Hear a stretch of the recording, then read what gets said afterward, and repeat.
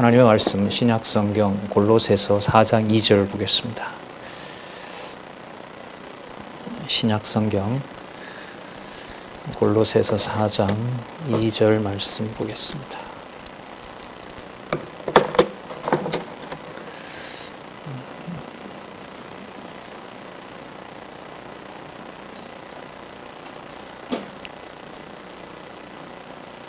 제가 읽겠습니다. 기도를 항상 힘쓰고 기도에 감사함으로 깨어있으라. 또한 우리를 위하여 기도하되 하나님이 전도할 문을 우리에게 열어주사 그리스도의 비밀을 말하게 하시기를 구하라. 내가 이것을 인하여 매임을 당하였노라. 네, 우리 3절까지 읽어봤습니다. 교재는 성경 강론 17권 8840페이지에 보시면 4장 2절에서부터 6절까지 본문 말씀을 요약하고 있습니다. 그 요약한 내용에는 기도에 대한 거, 그리고 그 외인에 대한, 외인은 기독교인이 아닌 자들을 얘기를 하죠. 그 외인에 대한 바른 자세, 기독교인은 아니지만 그들과 관계가 있습니다. 그래서 외인에 대한 바른 자세에 대해서 알려줍니다. 그러니까 믿지 않는 현상이지만 그들이 하나님의 백성이었을 때 말씀을 받아들일 수 있기 때문에 믿지 않는 자라고 해서 그들에 대해서 무시하거나 또 그들의 태도를 우리가 가진 기준으로 인간 중심적으로 판단하지 못하도록 하는 그 말씀을 여기서 우리가 살펴볼 수가 있습니다. 잠시 전체 흐름 좀 보고요. 바로 들어가서 살펴보도록 하겠습니다. 살펴본 대로 골로새에서는 굳건한 믿음의 생활에 대해서 기록하고 있습니다. 이때 이 굳건한 믿음이라는 것은 결국 진리 문제입니다. 그러니까 무엇을 알고 어떤 내용에 기초를 두고 생각하고 또 말하고 또 실천하느냐, 바로 나오죠. 진리 이렇게 나오니까 복음 진리에 대한 확증은 바로 거짓 진리가 무엇인지를 알려주기 때문에 거짓 진리를 경계하도록 하고요. 그럼 이때 복음 진리는 뭐냐 하면 이 3장에서부터 4장은 복음 진리가 무엇인지를 확증한 다음에 거짓 진리가 무엇인지 드러낸단 말이죠. 그럼 이때 복음 진리에 의한 생활은 뭐냐 하면 거짓 진리에 대해서 복음 진리를 가지고 살아가는 생활입니다. 보셨어요? 이게 거짓 진리가 앞에 있으니까. 그럼 이때 복음 진리에 의한 생활은 거짓 진리를 경계하면서 사는 삶이 되는 겁니다. 그래서 이 생활의 원리는 결국 진리의 일을 무장하면서 거짓 진리에 대해서 경계하는 교회 생활이 뭐가 되냐면 무장이 되는 거죠. 그러니까 여기에서 복음 진리는 바로 기록한 말씀이기 때문에 성경에 나타난 하나님의 말씀, 하나님의 능력과 하나님의 존재를 우리가 창세기에서부터 골로새서도 물론이고요. 창세기에서부터 요한계시록까지 어떤 것 하나라도 따로따로 떼어서 그렇게 알 수 있는 것도 아니고 그렇게 해서가 안 된다. 그렇게 해서는 바로 굳건한 믿음 생활이 가능하지 않다는 사실 여러분들 잘 알고 계실 겁니다. 그 중에 우리가 골로새서 내용을 살펴보고요. 그 다음에 거룩한 생활과 관련해서 골로새서 다음에 데살로니가 전서에 가서 또 계속 나오겠죠. 자, 오늘 우리가 살펴볼 내용들을 보면 생활의 원리를 알려주고요. 3장 18절부터 4장 6절에 보면 생활의 실제가 나옵니다. 생활의 실제가 이제 어디서부터 시작이 되냐면 모든 사람들이 살아가는 바로 가정입니다.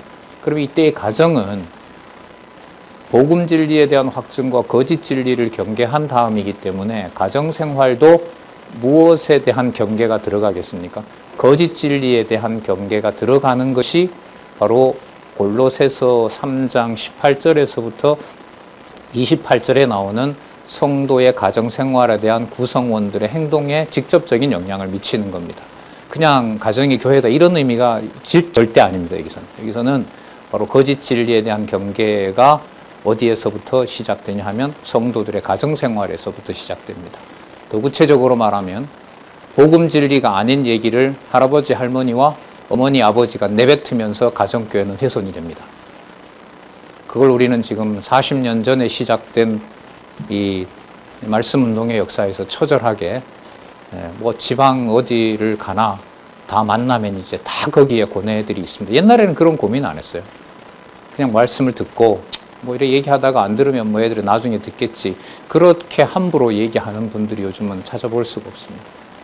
그때 20대, 30대 시작한 분들도 벌써 70이 되고 80이 되고 하나님 부르실 시간이 다가오기 때문에 가정교회가 맥락으로 보면 진리 무장의 출발이었다는 사실, 그 사실에 대해서 깊게 하나님 물론 그렇게 하셨죠. 그러니까 하나님께서 그렇게 살아온 과정에 대해서 진리의 말씀을 깨닫고 다시 내 눈앞에 보이는 이제는 하나님 나라가 할 시간이 더 짧은 그 시점에서 진리에 대한 무장의 출발이 바로 생활의 실제인 성경을 통해서 진리의 말씀을 깨닫게 하는 이 일에 대한 소중함과 아주 중요한 가치에 대한 처절한 반성들이 있고 거기에 아주 강하게 소원을 가지고 있고요. 뭐 저 역시도 물론 마찬가지입니다. 자, 이게 어디로 드러날까요? 바로 사회생활로 드러납니다. 그 사회생활은 뭐 우리나라도 자본주의고 옛날도 뭐 다 뭐 주인과 노예 관계도 있지만 어쨌든 시키는 자와 부리는 자와 또 거기에 종처럼 살아가는 자들뿐만 아니라 거기에 이제 요즘으로 말하면 노임을 받고 살아야 되는 바로 그런 사회생활이죠. 그 사회생활에서 거짓 진리가 무엇인지를 생각해 보는 겁니다. 그러니까 주인이 될 수도 있고 종이 될 수도 있는 관계, 고용주가 될 수도 있고 일단 피고용주가 될 수도 있는 바로 그런 관계에서 짧은 내용이지만 골로새서에서는 복음 진리에 대한 확증과 함께 바로 거짓 진리가 무엇인지를 경계하고 있다는 거죠. 큰 틀에서 말하면 이 골로새서가 아시는 것처럼 옥중서신이잖아요. 사도 바울의 삶을 본받으라는 말씀을 많이 하게 되는데 사회와 타협을 하고 바른 소리를 안 하게 되면 유대인들도 좋아하고 로마도 좋아하겠죠. 로마를 옹호하는 찬양을 하고 유대인들이 맞다라고 유대인들을 옹호하면 감옥에 갈 일이 없는 거죠. 유대인들하고 분쟁을 일어나지 않았으니까. 자, 그렇다면 옥중에서 골로새 교인들에게 보내는 이 말씀 자체가 바로 이 세상에 대해서 경계하고 세상과 싸우는 세상의 생각과 실천과 행동과 싸우는 일이 바로 사회생활하고 직접 연관이 됩니다. 이거는 칼과 총으로 싸우는 게 아닙니다. 요즘 이제 기독교 역사를 보면서 되게 제가 이거였구나라고 놀라고 있는 게 있는데 유럽 기독교 1000년의 치명적인 역사가 뭐냐 하면 신약 성경을 안 봅니다. 구약 성경을 위주로 봅니다.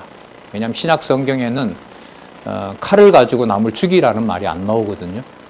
근데 구약 성경에 보면 여호수아가 아이부터 뭐 전부 다 진멸하잖아요.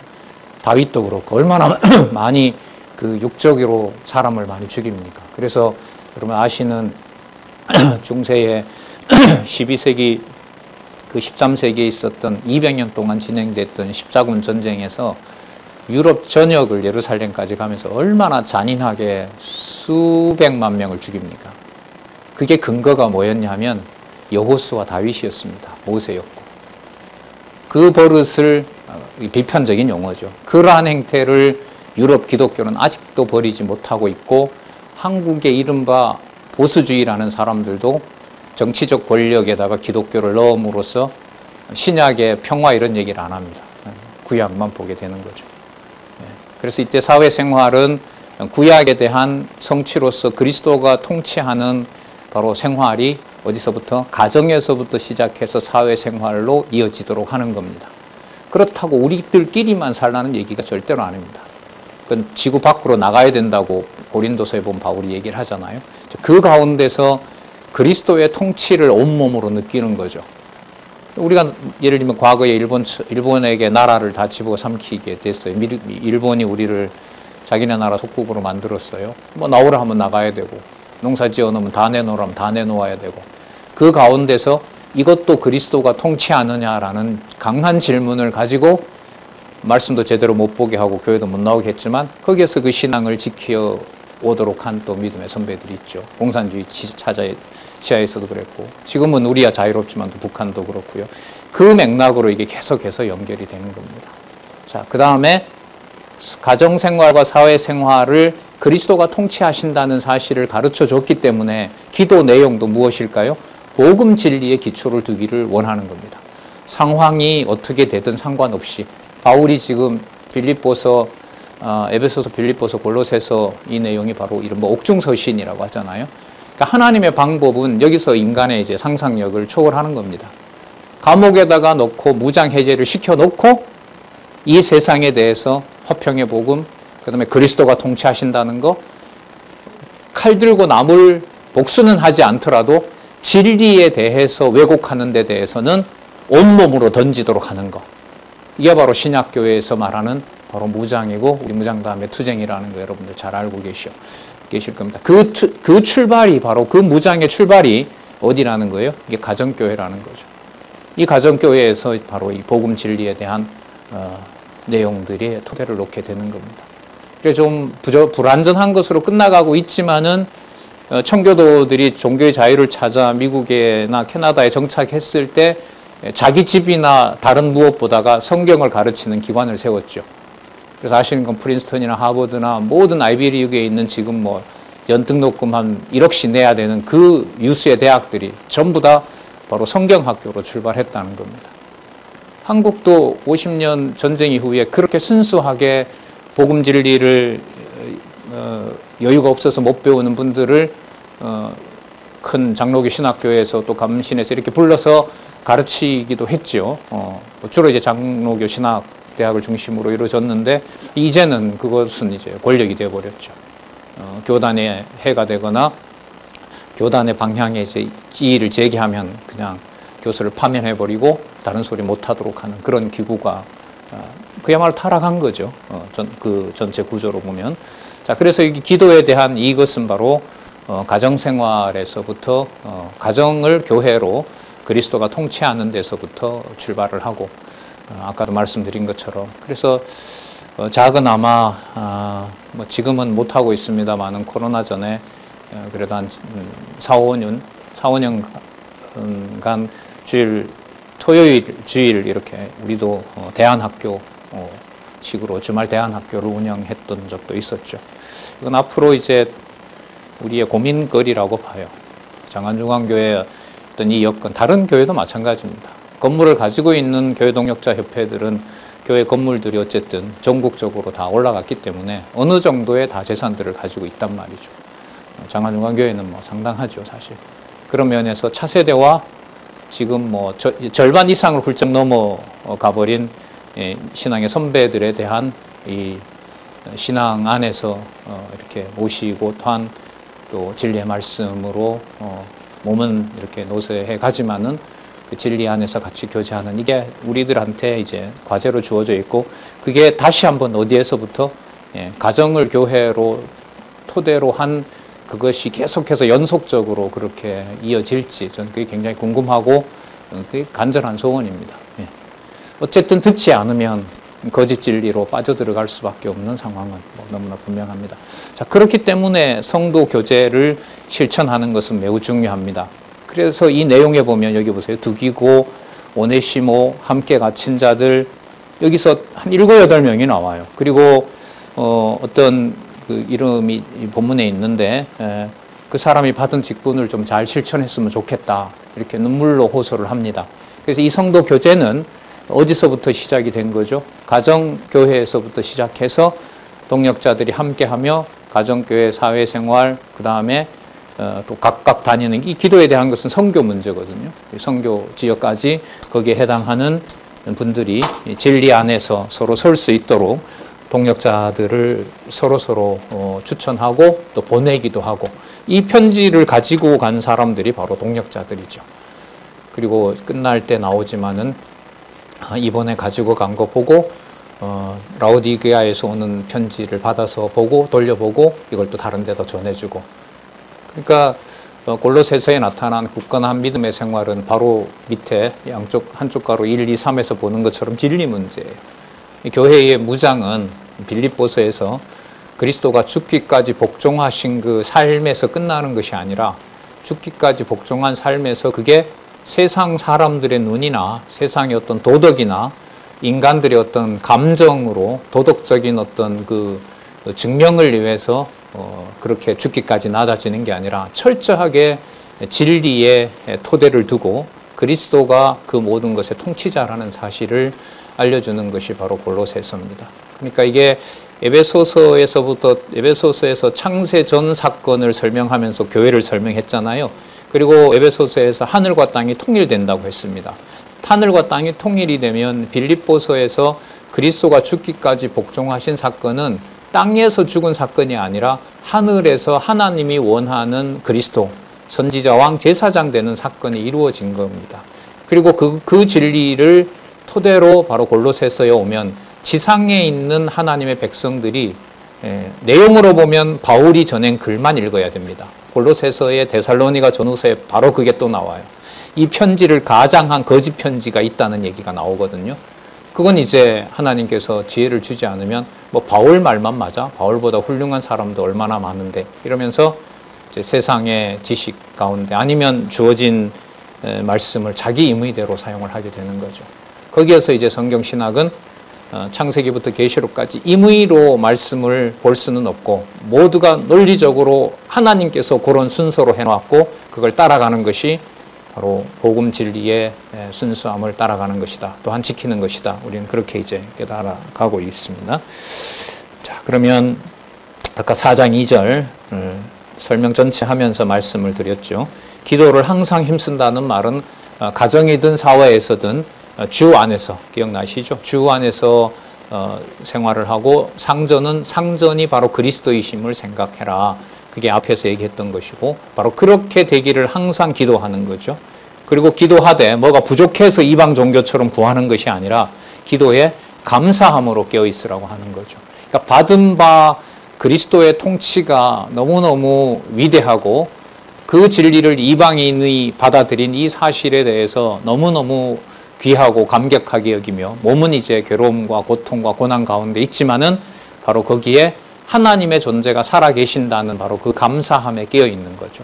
이 감사함에 깨어 있지 않으면 사람 탓으로 바로 가는 겁니다.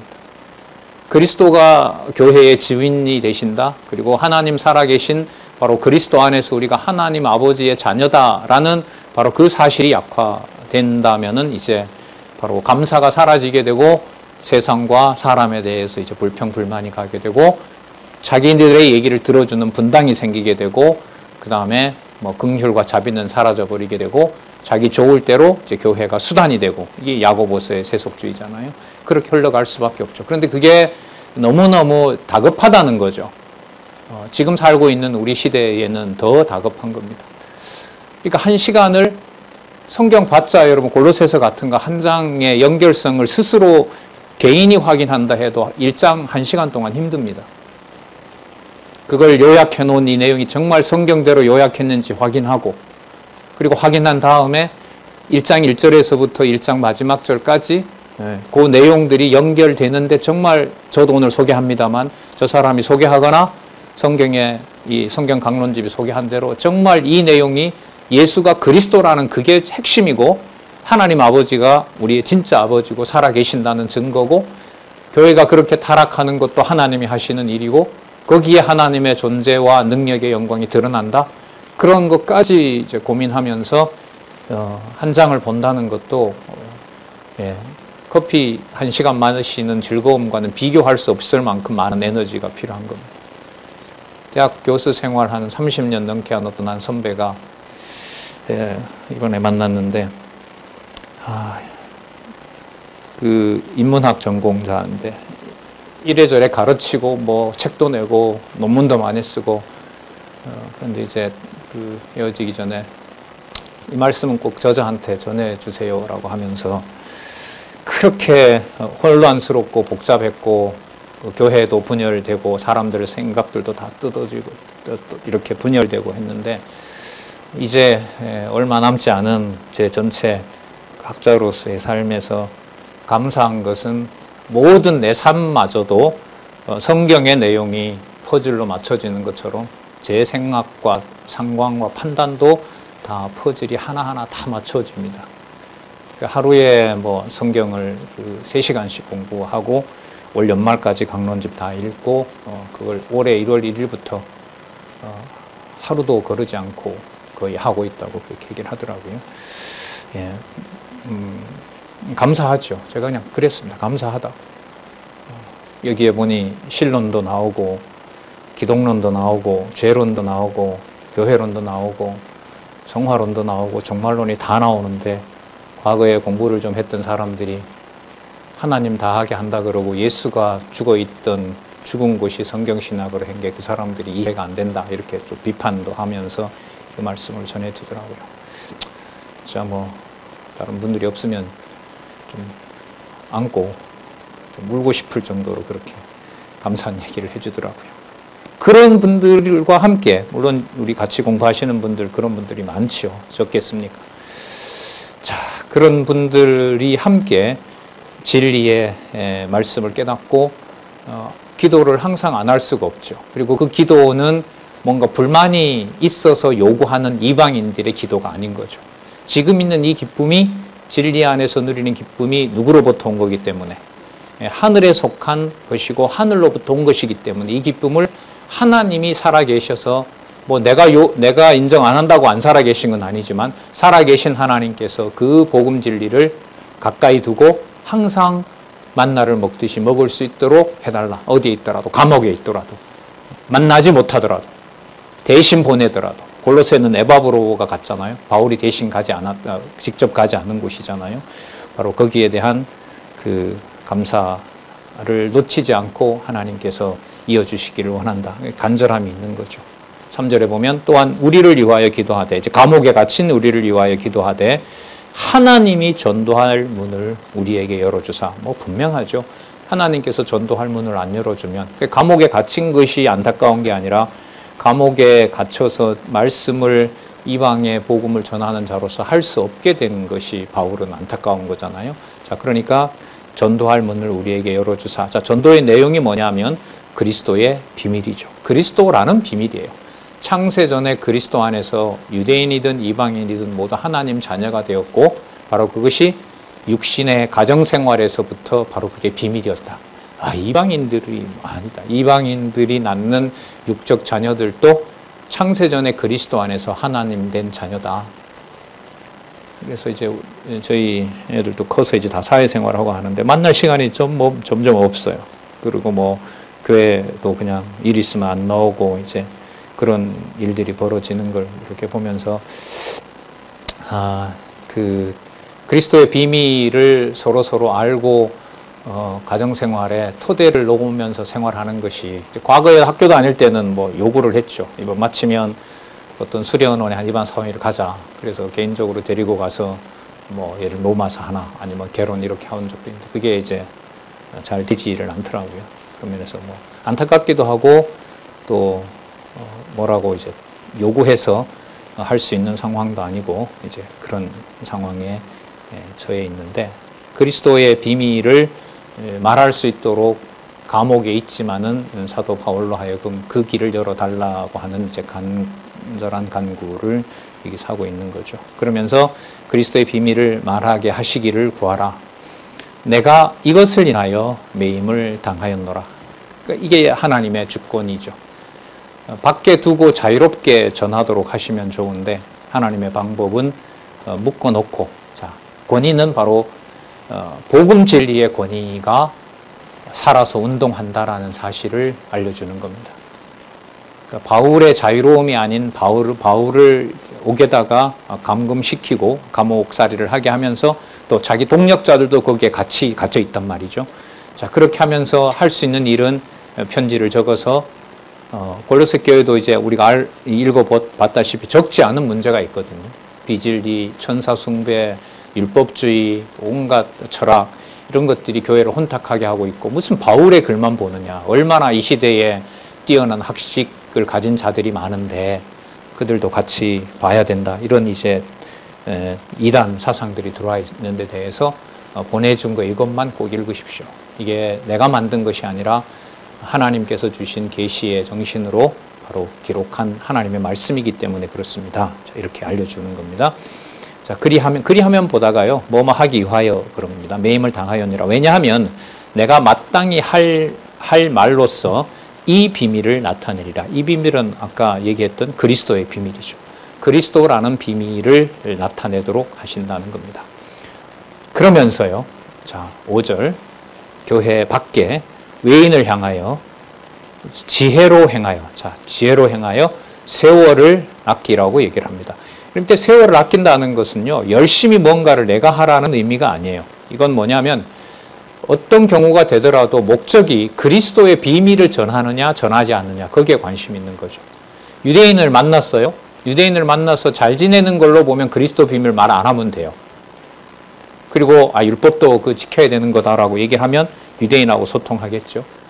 그리고 이방 철학자들 또 천사 숭배하는 자들과 말을 섞으면서 거기에 대해서도 뭐 그럴 수도 있다. 당신 그거 믿어라. 뭐 골로새 교회에 그런 사상이 있다 해서 뭐 바울을 배척하는 것도 아닌데, 뭐 배척하는 자도 있겠지만 뭐 어떻냐, 이런 식으로 그리스도의 비밀에 대해서 이제 타협하고 그 비밀에 대해서 소홀히 하고 뭐 꼭 그것만은 아니다라고 하게 되면 바로 그것이 세월을 아끼는 일이 아닌 거죠.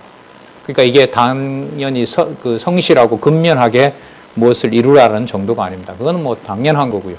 진리의 말씀을 전하는 자가 성령께서 사로잡고 있는데 거기에 게으름과 나태가 어디 있겠습니까? 못하게 하거나 하게 하시거나 둘 중에 하나인데, 그럼 못하게 하시는 것은 감옥에 넣으면 못하게 하는 것 같지만 바울의 기도를 통해서 할 수 있는 것처럼 그곳에서도 뭐 할 문이 열릴 수 있다는 거죠. 전도할 문이 열릴 수 있다는 거잖아요.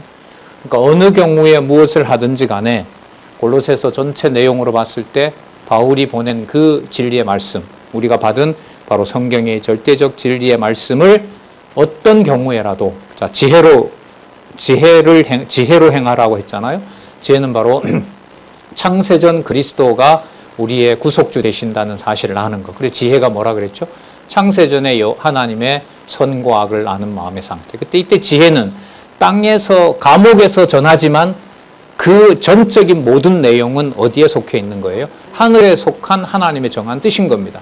그러니까 감옥에서 전하든 못하든 이것은 바울 기준으로 보면 전하는 것은 참 좋고 전하지 못한 것은 안타까운 거지만 하늘의 비밀이라는 말로 봤을 때는 그리스도가 교회를 통치하도록 하는 바로 그 내용이 핵심인 겁니다. 그리스도가 살아계셔서 승천하셔서 재림하실 때까지 그리스도의 몸된 교회를 이런 방식으로 통치하고 있다. 그러나 나를 이 땅에 아직 둔 것은 말씀을 전하도록 하는 거기 때문에 전도할 문이 열리기를 간절히 원한다.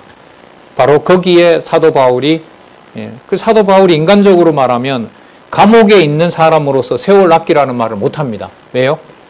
감옥에 갇혀 있으면서 자기는 아무것도 못하잖아요. 행세를 못할 거 아니에요. 다니지도 못하고 나올 수도 없고.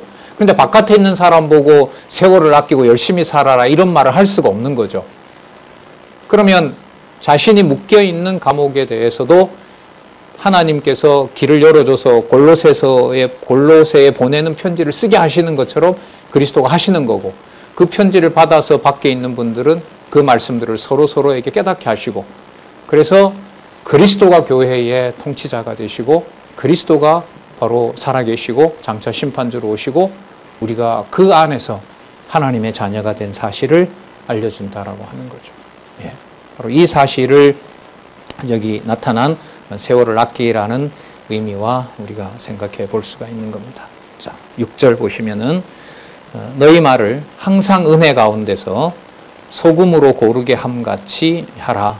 자, 소금으로 고르게 한 거죠. 소금을 칠 때는 여러분 공평하게 딱 이렇게 하잖아요. 이 소금 언약이라고도 하기도 하고요. 이때 소금은 복음을 말하는 겁니다. 자, 그리하면이라는 건 사본에 없고요.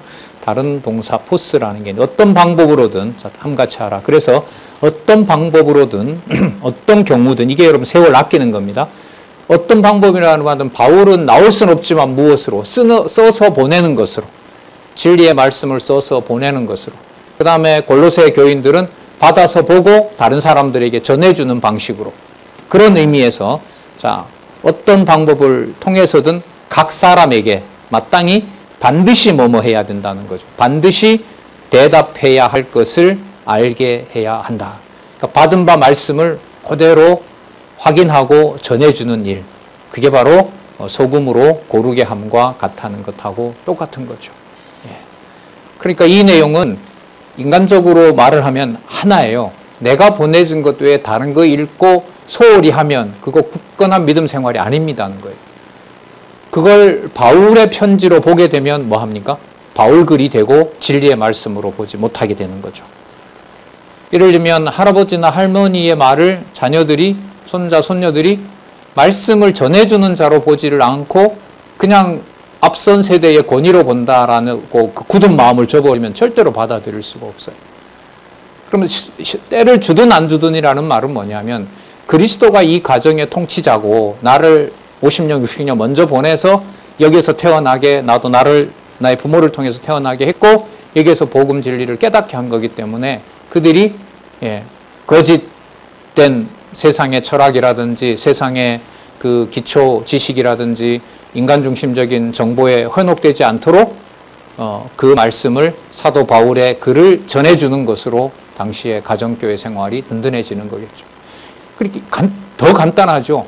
바울에게 온 편지 무시하고 교회는 세워지지 않는다는 거예요. 그게 바울의 말이 아니라 감옥에 있는 이 바울을 누가 통치하고 계시냐면 주 예수 그리스도께서, 그래서 하나님 아버지의 자녀로 붙잡고 있다는 거죠. 그래서 아까도 말씀드렸지만 이 자녀들을 만났을 때 뭐 공부가 필요하다는 건 뭐 그래도 한 20년 넘게 교회 생활 지켜봤으니까 알 테고 한마디는 해요. 안 배워서 뭐 하나님 끌려가게 하면 모르겠지만 신천지나 다른 이단의 말씀을 전하는 사람으로 살아가는 내가 봤을 때 말씀을 배우지 않아서 속아서 그렇게 처참하게 그런 비진리나 인본주의의 노예가 돼서 살아가는 것은 나로서는 참 슬플 것 같아. 물론 그것도 내가 날 잡아줄 수가 없는 것처럼, 하지만 서로에게 간절한 기도는 바로 그거다. 속지 않고 진리의 말씀에 돌아올 수 있는 일이 생길 수 있었으면 좋겠다. 지금 이렇게 말을 안 하는 것보다 함으로 해서 뭐 공갈도 아니고 협박도 아니다. 뭐 어렸을 때야 내가 반강제로 시킨 적도 있지만은 지금은 그렇게 할 수 없다는 거 뭐 너희들도 잘 아니까 속지 않고 돌아온다면 다른 분들 보지 말고 빠른 속도로 고속도로를 통해서 목적지에 도달하는 것처럼 돌아왔으면 좋겠다. 이제 그런 마음이죠. 이게 여러분 지금 지방에 또 홀로 또 세워주신 또 몇몇 교회들의 그 바람들이라고 할 수가 있겠죠. 어떻게 보면 우리로 보면 말씀운동 1세대들 그런 분들이 지금 이 진리에 대해서 그렇게들 그 가치를 알고 강론집을 보고 몇 시간씩 보내면서 이거 꼭 전해주고 싶다. 그런 이제 소원들이 바로 기도로 뭉쳐 있다고 봅니다. 자, 그래서 각 사람에게 반드시 본인이 보낸 이것을 통해서 그들에게 답을 알려줬으면 좋겠다. 자, 그 결과 이제 성도의 교제를 실천하는 내용을 알려줍니다. 마지막에 있는 안부라고 단지 보지 마시고요. 사도 바울의 지금 누구에게든 어떻게든 감옥에 주신 상황, 감옥이지만 주어진 상황에서 복음을 전하도록 하는 상세한 지금 선교 보고입니다. 말씀을 반드시 전해야만 된다는 자기 말을 하나님께서 어떻게 실천하고 계신지, 하나님이 어떻게 하고 계신지를 알려주는 내용이 7절에서부터 18절입니다. 상황으로 보면 바울이 내가 언제 어떤 상황에 이렇게 한다고 얘기를 하지만 주어를 하나님으로 옮겨서 본다면은 하나님께서 바울로 하여금 어떤 경우에라든지 외인이든 누구에게든 감옥에 있는 간수들에게든 그들에게 복음을 이렇게 전하고 있다, 전하게 하신다는 내용이 바로 4장 7절에서부터 9절입니다. 그래서 그 바울 서신에서 사람 이름이 나올 때는 여러분 좀 아주 구체적으로 하나님께서 정하신 내용이 성취되고 있다는 데 초점을 맞춰야 됩니다. 구체적으로 누가 어디에서 뭘 했다고 하는 것은 사람에게 맞추면 그 사람이 주어가 되잖아요. 그러나 하나님을 주어로 놓고 본다면 분명하게 역사적으로 이 사람을 통해서 이런 일을 성취하셨구나. 복음 진리를 하나님께서 굳건하게 하도록 하기 위해서 이렇게 되는 겁니다. 여러분, 이거는 교회 생활에서, 가정교회 생활에서도 그렇고 실질적인 교회 생활에서 너무너무 중요합니다. 어떤 구체적인 인물과 딱 만났을 때, 그 사람과 이야기하고 어떤 일을 했을 때 함께 할 때는 아무 문제가 안 돼요. 틀어져요. 이견이 생겨요. 목소리가 높아집니다. 그럼 거기에서 그 사람에게 그 사람이 해나가는 걸로 보느냐, 하나님께서 살아계셔서 하나님의 일로 주관해 가시느냐, 바로 그 사람이라는 구체적인 인물이고 그 일이라는 구체적인 일이지만 거기에서 예를 들면 여기 두기고 내 사정을 다 너희에게 알게 하리니, 바울이 못 가는데 가장 중요한 복음 전도자, 대신 보낼 전도자는 두기고입니다. 두기고는 여러분 에베소서에서도 나오고요, 디모데전서에서도 나오고 디도서에도 나와요. 가장 중요한 사도 바울의 편지를 전해준 자예요. 그 절대 진리를 대신하는 자거든요. 그럼 이 사람이 바울에게 좋은 유익한 면이 있기 때문에 두기고를 얘기를 하는 건가요? 그게 아니라는 거죠. 이게 이제 인간적으로 매여버리면 다른 사람은 몰라도 당신은, 이런 말이 나오는 거예요. 이 사람 진짜 죽이는 말 아니에요? 당신은 몰라도, 다른 사람은 몰라도 너는, 아주 고약한 얘기죠. 진짜. 그 말은 그 순간에는 뭐 예수 그리스도고 하나님이고 필요 없는 거죠. 너 맞아. 뭐 이렇게 되면. 자, 그런 의미에서 지금 7절에서부터 18절에 소개하는 이 인물들은 현재 여러분들과 제 주위에서 때로는 복음에 반대하고 때로는 복음에 합력자인 것 같고 때로는 무관심한 것 같은 바로 그 지체들의 그리스도의 통치를 받고 각자 자기 일을 하게 하시는 분들로 기억을 하면 참 좋겠습니다. 이분들의 노고가 어떤 것인지가, 그리스도가 시키시는 수고와 희생과 고난이 무엇인지가 데살로니가 전후서에 집중되어 있습니다. 연장선이에요. 그러니까 골로새서 4장 7절에서부터 18절에 나타난 이 인물들의 무슨 일을 하도록 하는지, 땅에 있지만 위의 것을 생각하도록 하는 것, 그리스도가 이 땅에 임하시는 거거든요. 육의 몸을 입고 이 땅에 임하시는 내용에 초점을 맞춘 거룩한 생활과 관련된 내용이 데살로니가 전후서입니다. 그분들을 중심으로 진리 안에서 하나님의 교회를 세우게 하시는 내용이 바로 디모데 전후서입니다. 이렇게 연결이 됩니다. 자, 그러니까 에베소서에서부터 빌립보서, 골로새서는 이 땅에 일어나는 일인데 이 땅에서 희생하고 수고하고 환난받고 이게 도대체 하나님 살아있는 것인가라는 그런 의문 속에서 하늘에 속한 하나님의 능력과 역사가 일어나도록 하는 일, 그게 바울이 보낸 말 한마디에서, 편지 한 줄에서 드러나도록 하는 것이 골로새서고요. 그걸 그대로 받아서 그리스도가 오시는 날까지 교회가 붕괴되어 간다 하더라도 자기에게 준 은사를 그대로 실천하는 앞선 믿음의 선진들, 그 얘기가 데살로니가 전후서입니다. 그분들이 진리 안에서 세워주도록 한 체제, 그게 바로 체제로서의 무장과 관련된 바로 디모데 전후서, 디도서, 빌레몬서까지 내용입니다. 그 순서대로 읽지 않으면 이 무장에 대한 에베소서에서부터 디도서까지에 대한 내용들의 흐름은 차단됩니다. 근데 그게 여러분들 스스로 확인하는 일은 쉽지 않는 시간을 요합니다. 시간 많이 걸립니다.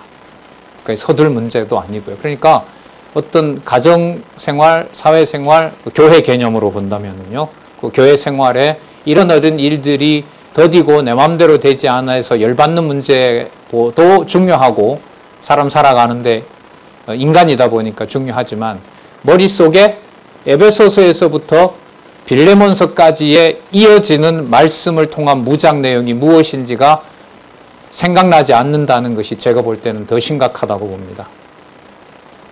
떠먹여 줄 수는 없습니다.